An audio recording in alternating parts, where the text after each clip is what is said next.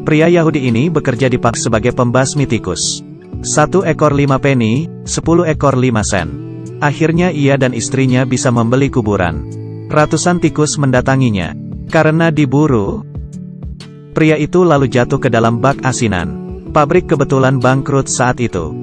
Bak asinan disegel. Tidak ada yang tahu di dalamnya ada orang. Ia ikut diasinkan bersama timun. 100 tahun pun berlalu. Distrik tua yang ditinggalkan sekarang menjadi kota metropolitan yang ramai. Tapi, bekas pabrik ini masih utuh. Dan terlihat mencolok di kota. 2 bocah lelaki iseng masuk ke pabrik kakar. Saat membuka penutup bak, muncul seorang pria dari 1 abad lalu. Ia siuman dan uap panas keluar dari tubuhnya. Pemerintah mengadakan siaran pers untuk membantunya menemukan kerabatnya. Tapi, istrinya telah meninggal 80 tahun lalu.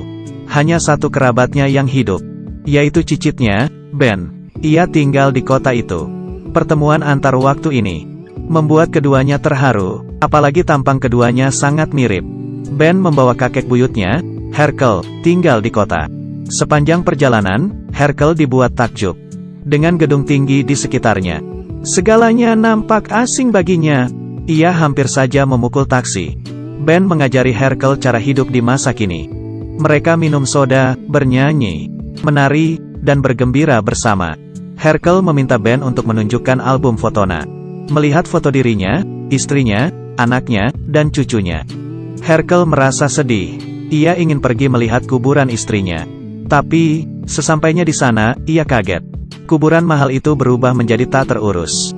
Tak cuma kotor dan rungkut, juga ada sebuah papan iklan yang menghalangi sinar matahari. Herkel sedih bukan main. Saat ia berdoa, tukang datang untuk mengganti iklan.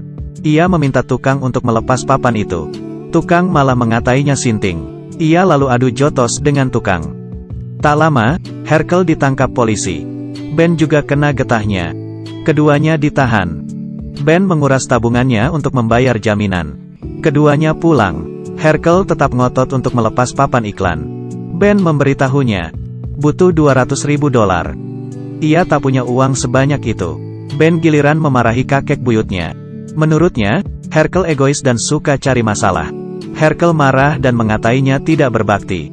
Saat aku lahir, kamu masih DNA. Mereka cekcok. Herkel membanting pintu dan pergi. Ia ingin hidup mandiri di kota. Untuk membuktikan Ben bodoh. Untung saja, 1 abad lalu ia bekerja di pabrik asinan.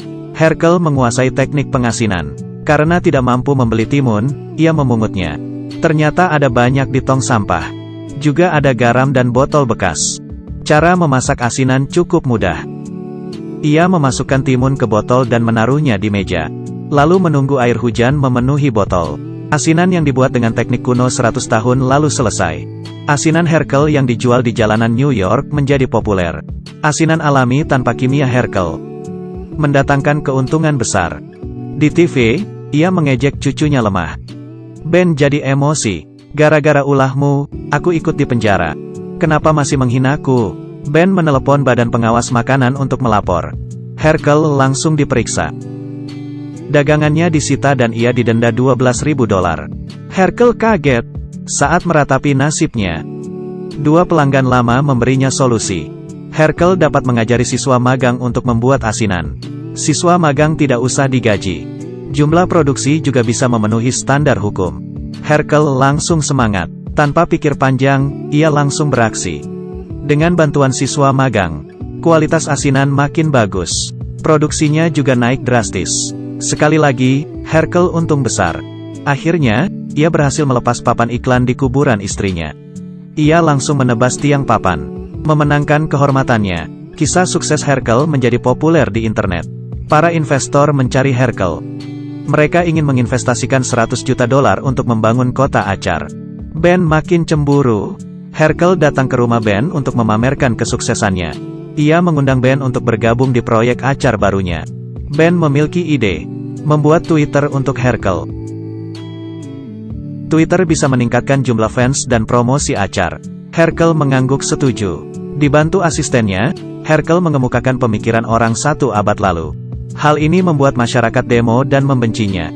Bahkan asistennya tak tahan dan keluar. Tapi, pemikiran 1 abad lalu ini diartikan ke dalam dua maksud berbeda.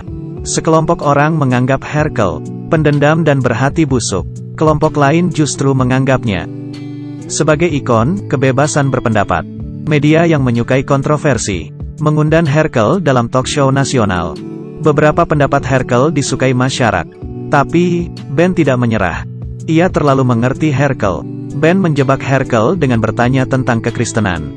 Herkel pun terjebak karena ia mengomel. Di Amerika, sangat tabu untuk berdebat tentang agama. Herkel dikejar massa. Dalam sekejap, ia turun kasta menjadi buronan. Herkel yang tak punya pilihan mendatangi Ben. Ia ingin Ben mengantarnya kabur ke Kanada.